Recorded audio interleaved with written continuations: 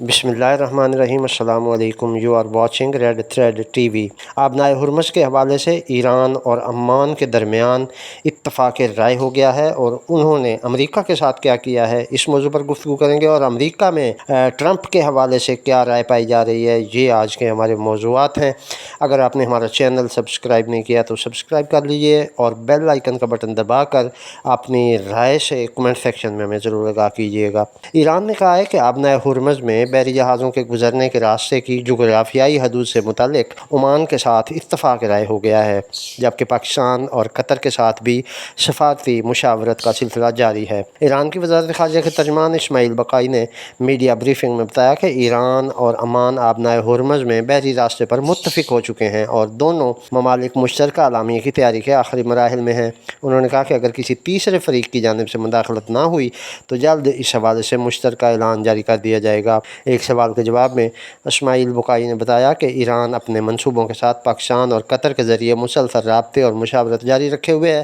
ताहम फ़िलहाल ईरानी वज़ीर ख़ारिजा अब्बास इराक़ची या पार्लियामेंट के स्पीकर मोहम्मद बाक़िर कालिबाफ के पाकिस्तान या कतर के दौरे का कोई मनसूबा नहीं। ईरानी वज़ारत ख़ारिजा के मुताबिक ख़ित्ते की सूरत हाल और बाहमी दिलचस्पी के अमूर में सफ़ारती राब्ते बदस्तूर जारी रहेंगे। इस इंतज़ाम के तहत आबनाए हुर्मुज़ से खलीज में दाखिल होने वाले तमाम बहरी जहाज़ों की ट्रैफ़िक ईरानी हदूद से गुजरने वाली शुमाली लैन से गुजरेगी, जबकि आबनाए हुर्मुज़ से बहरे अरब की जानिब निकलने वाली ट्रैफ़िक ईरान की मुशावरत से अमानी हदूद से गुजरने वाली जनूबी लैन इस्तेमाल करेगी।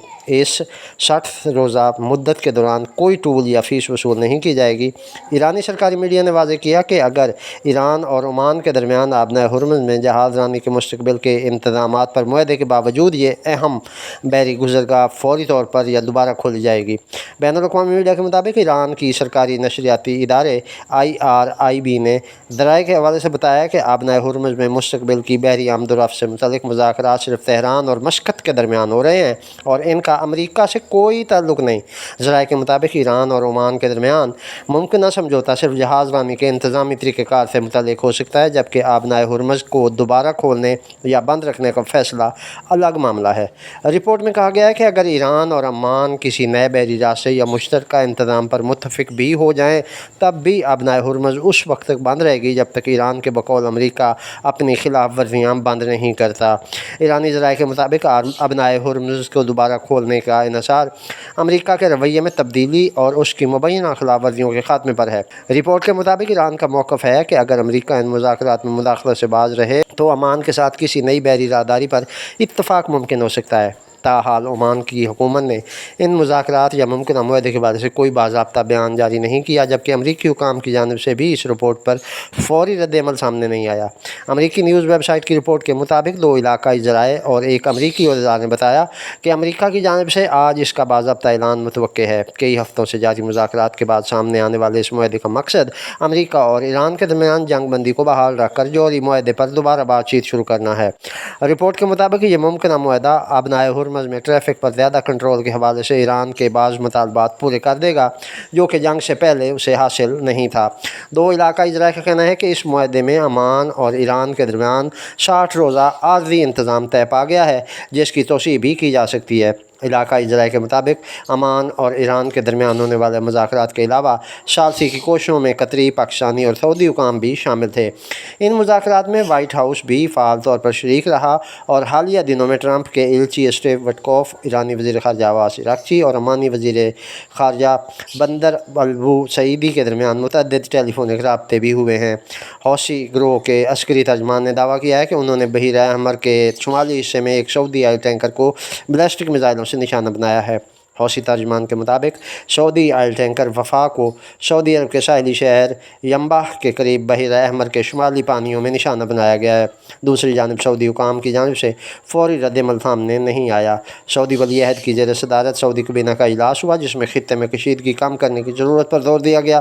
सऊदी मीडिया के मुताबिक ईरान अमरीका जंग का मुज़ाकरात के ज़रिए हल निकालना नागुज़ीर करार दिया गया है। रिपोर्ट में कहा गया है कि काबीना ने गज़ा में हथियारों के खात्मे से मुतल्लिक़ तारीख़ी मुआहदे का खैर मकदम किया। गज़ा अमन मुआहदे के लिए मिस्र, कतर, तुर्किया, अमरीका और दीगर साफ़ी करने वाले ममालिक के किरदार को सराहा गया। सऊदी मीडिया के मुताबिक काबीना इजलास में सऊदी क़यादत में कायम कसीर-उल-मुल्की بحری دفاعی اتحاد کے قیام کا بھی خیر مقدم کیا گیا۔ کابینہ نے بحیرہ احمر، باب المندب اور خلیج عدن میں بحری آمد و رفت کے تحفظ کے عزم کا اعادہ کیا۔ دوسری جانب امریکہ کی شکاگو یونیورسٹی کے پروفیسر رابرٹ پیپٹ نے کہا ہے کہ صدر ڈونلڈ ٹرمپ ایران کے ساتھ تاریخ کے خطرناک ترین عسکری جال میں پھنس چکے ہیں۔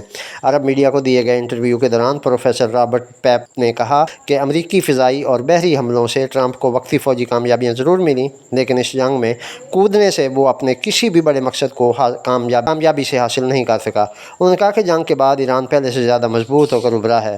پروفیسر رابرٹ پیپ کے مطابق صدر ڈونلڈ ٹرمپ کے پاس اب دو راستے رہ گئے ہیں، یا تو ایران کے بڑھتے ہوئے اثر کو تسلیم کریں یا پھر جنگ کو مزید وسعت دیں۔ بقول پروفیسر رابرٹ پیپ کے صدر ٹرمپ کے پاس تیسرا کوئی راستہ موجود نہیں۔ انہوں نے خبردار کیا کہ فضائی اور بحری طاقت کی محدود افادیت سامنے آنے کے بعد صرف ٹرمپ زمینی کارروائی کی جانب بھی جا سکتے ہیں تاکہ وسط مدتی انتخابات سے قبل کوئی علامتی کامیابی حاصل کی جا سکے۔